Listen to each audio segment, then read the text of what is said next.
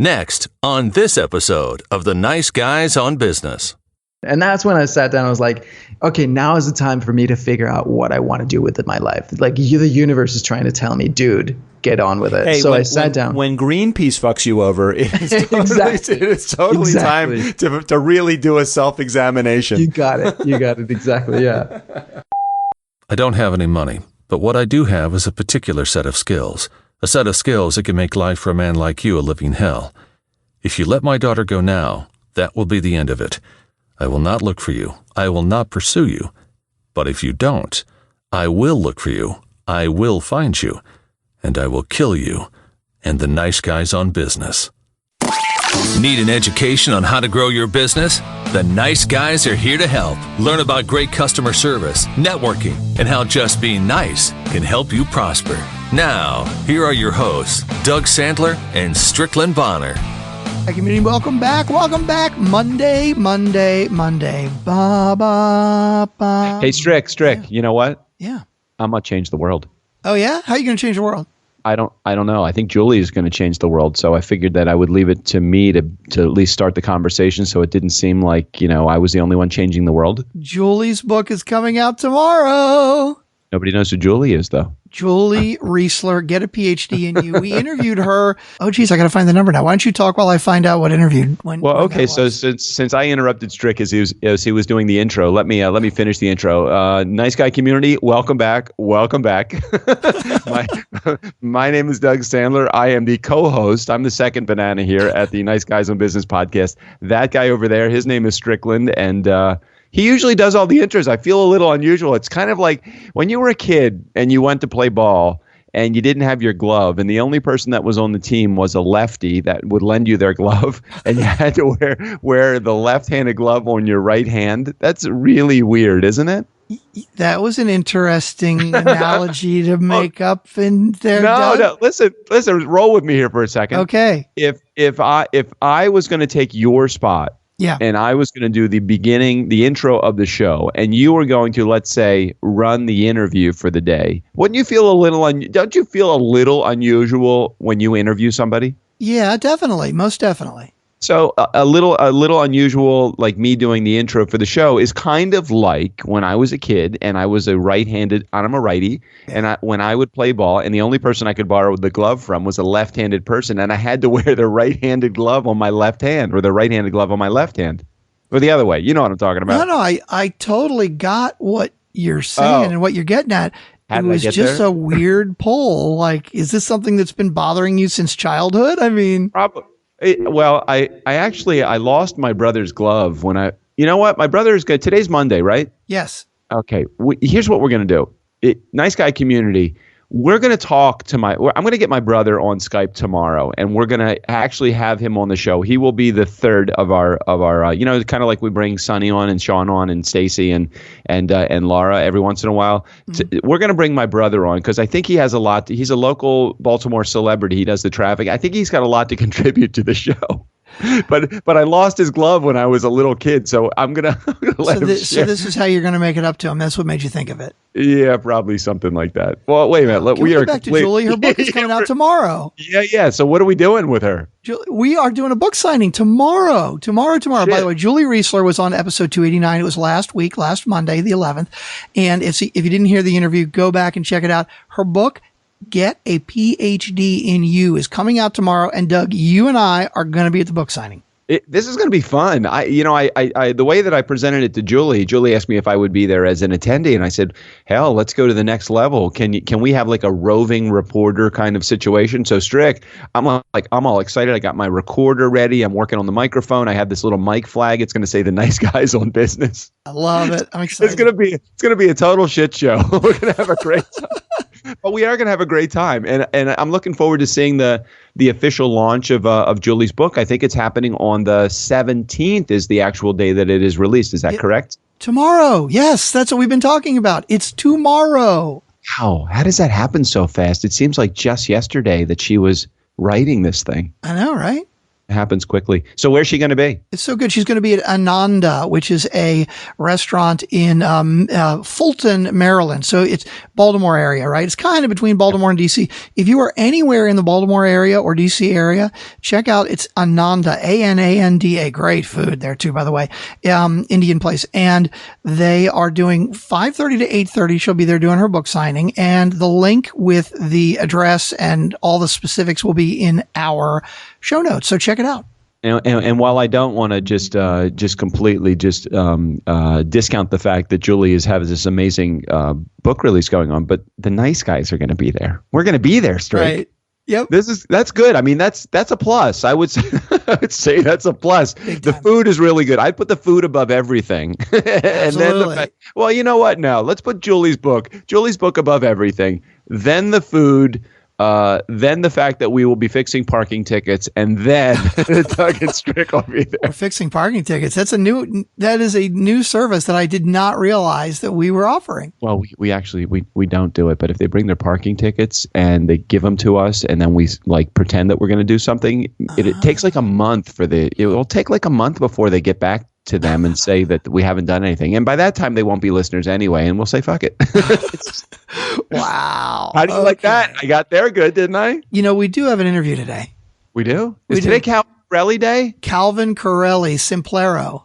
Talk about amazing systems. Calvin Correli has an amazing system. Can you share with what Simplero does? So Simplero is basically, I'm guessing he's using the word simple. It's like a modification of simple because he's trying to make your life simple. It's got basically everything in one place. It's got email marketing. It's like kind of, CRM. You can do memberships. You can track affiliate tracking. You can automate stuff. You can get insights on your listeners and on your contacts.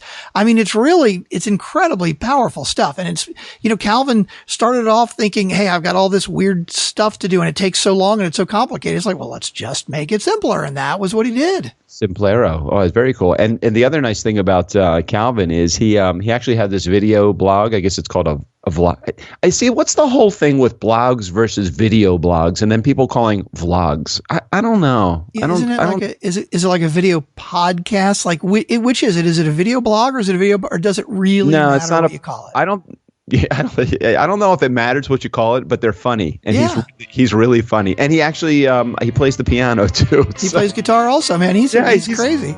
Yeah, so it's Calvin Correli, and his Simplero is interesting, and how he got there, and how he started this business and got it rolling. It's really interesting stuff. And he's a nice guy. So let's get to the interview. Calvin Correli, right here on the Nice Guys on Business podcast. I knew I would like today's guest, Calvin Correli, when I learned that Calvin cut the cable over a decade ago and got rid of television and news in his life. I really knew Calvin was a fit for the Nice Guys when I learned his mission is to raise the level of consciousness on the planet. All right, Calvin, you've got some splaining to do. Founder of a software company called Simplero, welcome to the Nice Guys on Business podcast, Calvin Correli. Thank you so much, Doug. It's a really pleasure to be here. And it was nice of Nicole Holland, who the purple-haired woman, who I always refer to on our podcast, was nice enough to put us together. So help me. Let's start here, Calvin. You're all things genuine entrepreneur. I mean, you're bootstrapped, you're profitable, you're proud. Tell the Nice Guy community what it is that you do, and share your mission with us, because I love this expression. It's not even an expression. It's really what your mission is, to raise the level of consciousness on the planet. I mean, that's a pretty big task. So talk about that for a moment. Yeah, I mean, really, what else matters, right? True. So I get started. So my product, my main business right now is Simplero. It's a software product for people who are teaching things online. So it's got like all the tools that you need, like email marketing and marketing automation and charging people money and delivering content and all of these things, and just makes it super easy to do. And I got started on that because I wanted to share this kind of the spiritual tools that I had learned with other entrepreneurs. I was struggling as an entrepreneur for many years. And then I got started with a coach, and that kind of led to a spiritual teacher, and that led down a rabbit hole. Yeah. And I realized that all of these tools that I learned was exactly what I needed to get out of that funk that I'd been in, to get out of the struggle. And so I was just super excited to learn to share that with people. And initially what I wanted to do was like, oh my God, I want to do this kind of work one-on-one with people and help transform their lives the same way that these teachers have transformed mine. And then what I realized was that's not really my purpose here. And it's not really my sweet spot. I can create tools that allow other healers and other teachers to do their thing and reach their audience, and that way I can kind of magnify everything. And how do you find that? I mean, how do you don't just go out there and seek, okay, what is my universal purpose on Earth, and start wandering the earth and find it like Grasshopper and what was that? What was the name of that, Kung Fu? Is that what the name of that? But do you remember? You might not be old enough to remember. There was a show on television called Kung Fu. You lost me. No, yeah, I knew. I'm not from this country either, so that's probably another part. So how do you find? You just wander the earth and find your purpose. Now that's probably not the task of someone that is a software creator. So how did you get to so you found a coach, and the coach ended up helping you figure this out, or how did that work for you? No, I ended up kind of figuring it out myself, but with all the things I learned. So what happened specifically was in 2003, I had a software company that was quite successful and won like a Startup of the Year award. And I invited some luminaries in the tech industry in Denmark, which is where I'm from and where I was at the time, to come and be an advisory board for me. And we had this long meeting. And at the end of it, one of the guys looks me in the eyes with this puzzled look, and he's like, look, we've been sitting here for 3 hours and I still don't know what you want. And I was completely confounded, because I was like, what do you mean? I mean, I want to create a very successful company. Tell me how I can create a very successful company. That's what I want. But at the same time, I understood what he meant. Like, there was some part of my brain that registered what he meant. Like, there wasn't any like, what is it I feel a desire to create, and how do I want to be creative, and what do I want to make that doesn't exist, kind of thing. It was like, tell me how to be rich. And it took me like 5 years until I was able to answer that question. That was in 2008. And that was, basically a breakdown of just things weren't working. And I felt like the worst entrepreneur in the world. I wanted to kill myself. I mean, I was really super depressed. And finally, one day I broke down. I was like, I need some help. So a psychotherapist, and started working with a coach. And pretty quickly, this coach made me realize that I could learn this stuff myself and actually really enjoy it. And she was like, I think you have real skill in this area. I think you'd be an amazing coach, which was a complete mind fuck for me, because I always saw myself as a horrible with people, like not a people person at all. It's funny because I totally don't get that from I watched Nice Guy Community. If you have not had a chance, you probably haven't. If you're just listening to Calvin for the first time, he's got a handful of videos that he has on his website, and we'll put a link in the show notes. Totally relatable, totally seem like, man, you are a people person. And it's interesting that you say you don't think you're a people person. For somebody that is a software guy, I would say, this might not be a people person. But no, I didn't get that sense at all from watching your videos. So nicely done. I think I am, but I didn't realize it at the time, right? I was really shut down, and I really had no idea who I was. And so that led one thing to another. Like, I decided to take a coach education, and then I remember at the kind of intro seminar before, where they answer questions and talk about it. Mm-hmm. One of them mentioned that one of the teachers mentioned that she spoke to her coach every week. And like, I've always been the guy that swam upstream. So I went up and asked her, who's your coach? And can I get his or her contact? And so I immediately started working with him. And he lives in Encinitas. So we had like a 9-hour time difference, and I'd be on the phone with him every week for an hour. And he's a good friend of Eckhart Tolle, if you're familiar with him, sure, with absolutely. Like The Power Now and all that. So he's kind of out of that train of thought, if you will. He's a great guy. Bodhi Jeffrey is his name. He's still in Encinitas. And so I worked with him for a while. And that, like, all of those things together, I also bought a ton of Tony Robbins products and like all kinds of things, read a bunch of books.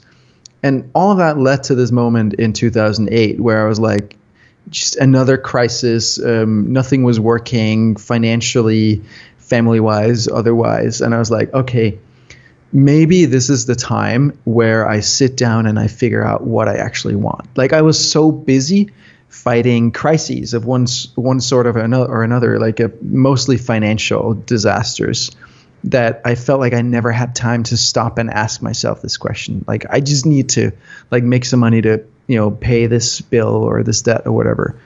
And so it wasn't until that moment where, and it wasn't because I had the financial cushion at that point. It was the complete opposite. It was just like a breakdown. My ex-wife and I mean, at that time it was my wife, but we just had our second child, and we just bought a house that we weren't ready when we had to be out of our apartment. So we ended up living with my dad for a month, which was, That's always fun. Yeah, that was freaking challenging.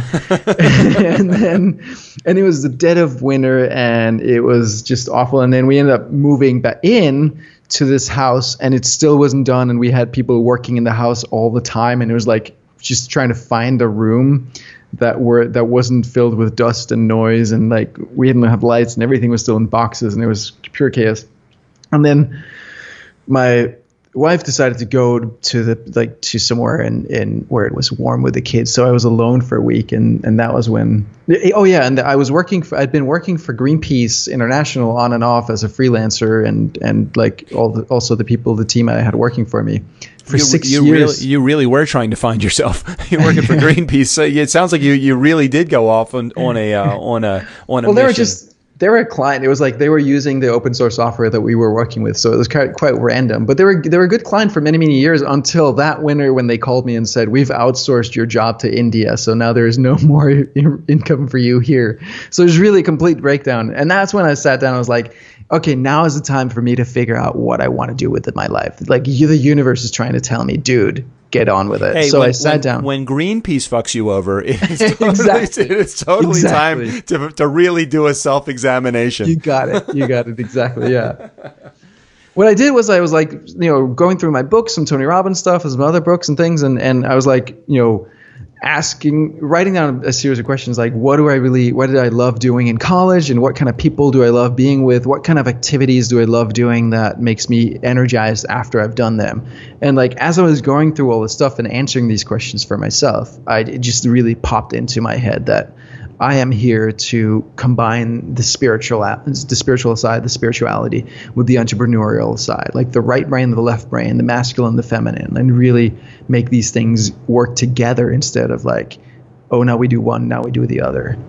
And I think that is a great mission. And if you had to provide, just to try to close the loop on it a little bit, because I think I want to try to make it so that it's 100% relatable to the Nice Guy community, to the listeners of our show. What advice can you give someone that is really looking to try to figure out, people have to find themselves. I mean, it's really hard to share a product or a service and be excited about it and be passionate about it if you really aren't happy with yourself. So what advice can you give somebody that is trying to really just do, we're at the beginning of the year. I mean, this is a really interesting time to have you on the show, because it is a time to set resolutions and to set some goals. And what is it that you can provide as advice to someone that's just trying really just to find themselves? I would say, like, the way I like to look at this is like flip it around and say, well, what are we doing to hide from ourselves, to confuse ourselves about who we are? Because like a baby doesn't come out, when you came out as a baby, you didn't come out like, oh, I don't know who I am, right? That's something that we learn, and that's something that we're really actively doing to ourselves. We don't intend to, but that is how it is. So the first step is really to just be willing to actually know who you are, and open yourself up to the possibility of discovering that, like wondering about that, honestly, genuinely wanting to know. And the crazy thing was, for me, like, once I went through that and it kind of hit me, I realized that I'd been super scared of it. I'd been scared that there was nothing, there was no purpose, there was no passion, there was nothing for me there. I could keep looking, but I'd never find it. I was scared that maybe I would find it, but it would take so long that it would be like meaningless, like 10 years. And then who cares? Because then I'd be like 40 or something, whatever. So old. Or exactly, like life is over, or I would be like, I would find something and I wouldn't like it, which is crazy, because but that was my fear, that I wouldn't like it. And so what I realized was I was scared of looking because I was scared that wouldn't find anything or would find something that I didn't like. And so what I had actually been doing was that I had kept manufacturing these financial crises, because that was the trigger that would always get me. Like when I was scared about money, I would like freak out and do something instead of pausing, taking a step back and actually asking these questions. Well, and it's like we are all in this self-fulfilling prophecy. I mean, we are what we think, and if we think that we're in crisis mode, we all do go from crisis to crisis. If we choose to go from crisis to crisis, people think that the circumstances are beyond them, and it really isn't that way. You are in control of what is going on in your life. You just may not feel like you are. Exactly. And even more so, right? Because if you find yourself going from crisis to crisis, it's because you're unconsciously committed to doing that. Like, and until you realize that and figure out why you're unconsciously committed to doing that, you're going to keep doing it because the unconsciousness is going to win. So I want to ask you a question, because I know that you talked about this on video number 1 of your video blog, and I'll remind you of the question because I know that you've done a bunch, and it's hard to remember. I can't remember what I did 20 minutes ago, let alone what I did a few months ago. And the question that I'd like you to try to answer is one that I think we should all be pondering, and it's a good one too. And it really did give me a moment to pause. And the question is, what if everything is exactly as it should be? Mm-hmm. Can you explain what that means? And then if you can you answer that? Yeah. I just really started to notice at one point, I think where it really hit home was I was at a conference, Wisdom 2.0 conference, which I love. They had like the New York version of it 1 year, like 2 years ago or something. And everybody was talking about like, how can we make the world better, and how can we get more people to meditate, and how can we spread mindfulness in our companies and all this stuff. Mm-hmm. And I was like, maybe you don't need to. Like, the whole mindset is like the world is not, I guess you could accuse me of the same thing, like the raising consciousness, like the world isn't conscious enough or what, maybe people, there isn't anything wrong with how mindful or conscious or anything that anything is. And the idea that it is not as it should be is the problem. Like for me, it comes back to noticing what happens in my body when I'm like, at one point I was arguing with my ex-wife because, because that's what we do. That's what people do, right? Exactly. That's what we do. She lives in Denmark with my kids, and I live in New York City, and we were having some difficulties agreeing on how like me seeing the kids was going to happen. But what I realized was that I was very committed to the thought that my kids were suffering, and they shouldn't be suffering, and that idea that it shouldn't be this way was causing the conflict with their mom. Mm-hmm. And once I was able to let go of that and be like, all right, they may be suffering, they may not, but I trust that however they are right now is exactly as it should be. Doesn't mean that it's going to be that way tomorrow or a month from now or a year from now, but however it is right now is exactly as it should be. And that freed me up. Instead of, being angry with her for preventing me what I felt like I needed to do in order to stop their suffering, I could just be at peace and look at, what do I want to do from here? And that was the starting point to creating the situation that I have now, where we're actually having a really, really functioning relationship. And I'm going to fly over and grab my kids a month from now and have them over here again. So, and I think that a lot of times we really do create the environment that we suffer in, and we do it needlessly too. And I always tell everybody, if you were to treat yourself or you were to treat somebody else the way that you treat yourself, you'd probably walk around with a black eye permanently because you're a pain in the ass to yourself, and you really are very, very critical, and it does create. This is a world filled with stress, anxiety, overwork, lack of balance, all of those things, and the issue is that we really just need to we need to put the brakes on just for a moment and just give ourselves a little bit of a break from all of that. The other thing, Doug, that happens when you think that something outside of you isn't how it should be is that you've put your focus over on fixing that. And that isn't really helpful. Like, what you need to do is focus on yourself. Like, all these people who wanted more mindfulness in the companies, how about you be more mindful and find peace with whatever level of mindfulness there is in the world first, and then let whatever happens from there happen. I bet you that's the way that's going to get the mindfulness to spread, right? Because that's contagious.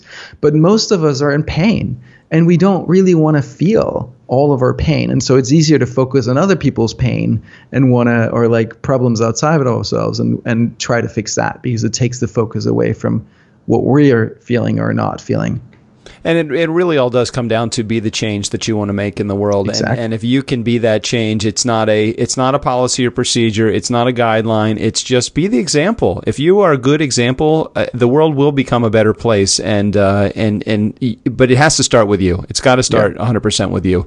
Calvin, do me a favor for a moment. Put on your bootstrapping entrepreneur hat for a moment and take off your socially conscious do-gooder world person that you are just for a moment, because I want to bridge this gap between here's a guy that can think selflessly and be a socially conscious person, but he also can be an entrepreneur. So I want to make that relatable to everybody in the community, because I really do feel like there are a lot of people in the nice guy community, and there's a lot of people in the entrepreneurial community itself that have a social, feel like there's a level of social responsibility, because I really think that there's just a small skip from where you are to someone that's socially conscious. So you embody everything that people want in a business. It sounds like you're very customer focused. It sounds like you understand what it takes to run a successful business, because it's a customer first business. We haven't spent any time talking about the products and services that you actually offer. We've spent more time talking about how you treat people and how you treat yourself, which I think is part and parcel of how you run a business anyway, right? Yeah, exactly. Yeah. So, for me, the whole social responsibility thing has never really clicked with me, because for me, my aim is to be entirely selfish. Like, if social responsibility is what floats your boat, by all means do it. But if it feels like an obligation, don't.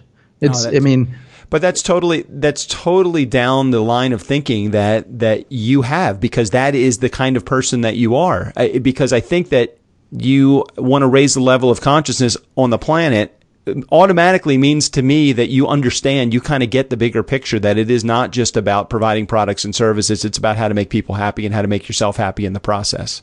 Yes. Yeah. So, but I want to, again, bridge the gap between that and somebody that's listening to the show as an entrepreneur saying, well, what the hell does this have to do with me? And I think that it's important that we bridge that gap, because people can see that you're also a human being. You're not this the superhero that has forced himself to think this way. This is actually who you are and how you work. So help me for just a moment, answer a handful of questions, and again, we can bridge the gap this way, I feel.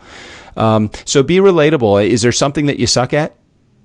Oh, yes. A million things. Do I need to mention one? Yeah, just mention one of them. What do you suck at? Oh, this is super embarrassing, because I'm trying to think. Well, no, this is too easy. I'm colorblind. I feel like I suck at so many things. Like, I can't find the things that I place around the house, and my wife always laughs at me. No, I think that's good. Organizational. I hate resumes. Reading resumes just makes me fall asleep immediately. Okay, that's good. Yeah. So be transparent. When you first got going, how did you pay your bills? Again, put on your bootstrapping entrepreneur hat for a second. How did you pay your bills in the beginning? Yes, I was lucky in the sense that I was good at programming from a very young age. So, like at age 12, I made pretty good money from coding for other people. So that was super helpful. I also had parents who were pretty well off, so they've supported me financially several times over the years with loans. And also, they gave me some money from like a company that they put aside. So that was really helpful. Yeah, it's always good to be able to have the bank of dad to go to. I very rarely am able to go to that bank, but if I had the bank, it would be good. So that's actually extremely transparent. Thanks for answering that. I'm actually still paying off. I will a loan that we got to, because when we moved to New York a few years ago, we had to apply for a visa, and that involved a $100,000 investment in my business over here to get that visa. And I didn't have that amount of money at the time, because I'd cashed out my pension a few years ago trying to do the same thing and failing, and basically lost that kind of money. Wow. And so my dad and my mom helpfully stepped in, and I've been paying that off over 2 years. And it's by March is the last installment in that. Nice Guy community, it does not get more transparent than that. I borrowed from my mom and dad, and I'm paying back now. Excellent. Yes. Excellent. All right, Calvin, be confident. What do you do as an entrepreneur that's as good as it gets? I honestly don't really see anyone talk about this whole like spiritual and business in that way that I do. Like everything from like I will write the code and be root on the servers and all these things, and the money and all that, to the deepest spiritual deep end. All right, excellent. Be humble. What experts did you need to call upon to make shit happen when shit wasn't happening in the beginning? In the beginning, oh my God, so many. I'm still using, like, I have a healer that I see every week. I have like 5 different people that I'm working with at any time on that like personal spiritual stuff. And would you consider that like your mastermind group? In some ways, yeah. I don't bring them together all at the same time, but they each like hit different aspects. And these days, I simply wouldn't do without it. It's so helpful. That's great. That's great. And final one right here. Be realistic. Where are you going to be in the next 90 days, and how far into the future can you see with your business? Yeah, the software business is like very, very stable at this point. It's running really smoothly and growing, so at a steady clip. So that's really nice. The new exciting thing is the show that we've talked about, and my music. I really want to get out and perform my songs and be in front of an audience. So that would be amazing to have that happen in the next 90 days. That'd be great. You have to send us. I don't think I have a link to any of your performances. I don't have any yet. What? Calvin, you got to send that to. When you have it, send it over to us. We want to help you promote that. I'd love to. Yeah. Promote that as well. Let me ask you one other question. What kind of phone do you have? Do you have an iPhone or something inferior? I've had every single iPhone since the very first one, except the 6S. And I will tell you this: when I got the first iPhone, I was living in Denmark, and they weren't available in Denmark. So I had my friend Guan, who lives here in New York, go to an Apple store, buy one, ship it to me, and pay a truckload of money in shipping. But he bought it one day too late, so it had a new firmware that meant I couldn't jailbreak it and use it in Denmark with a Danish SIM. So I had to wait 3 months and order this special chip thing that you cut out a corner of your SIM card and stuck it in with it, that then had you could like then log into it and recode it. And that was from Poland. And then finally, after like 3 or 4 months, I could get my phone working in Denmark. Yes, I was very committed to the iPhone. So my co-host, Strickland Bonner, he's going to use that clip, I would have to think, at the beginning of the show, because he is a non-Apple user, and he is amazed at, I would say, a good 99% of the people that come on the show are iPhone users. I'm like, yeah, because we're cool. That's pretty much that. For me, like Steve Jobs talked about this, how he would like deliberately infuse the product with the spirit of enlightenment, and he believed that was like that would seep into people's unconscious and awaken something in them, and it would be like subversive. And I totally buy that, and that's exactly what I try to do with everything that I do. Oh, amazing. And go to. Do you have your phone anywhere near you? I have it right here. Okay, go to your photo app. Tell me what's the last thing you took a picture of. Let us see. Oh, that was actually, I did a screenshot. Does that count from Instagram? Yep. Of the New Yorker cartoons. The caption is, it's on board an airplane, and this guy is raising his left arm, and he says, "These smug pilots have lost touch with regular passengers like us. Who thinks I should fly the plane? Show of hands." All right. And go to your texting app. What is the last text message you've sent and received? Sent and received, or sure, yeah. What's the last one you sent and the last one you received?